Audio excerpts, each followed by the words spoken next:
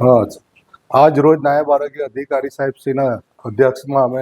અમારા chief SI સાહેબ તથા મારા સાથી કર્મચારીઓ સૌ થઈને શીતળપાલ નગર અને ગોવાલક ખાડી વિસ્તાર પાસે ધંધો કરતા પાણીપુરી અને જેમાં ખરાબ પાણીપુરી અને ગંદા બટાકા મળી આવેલ છે,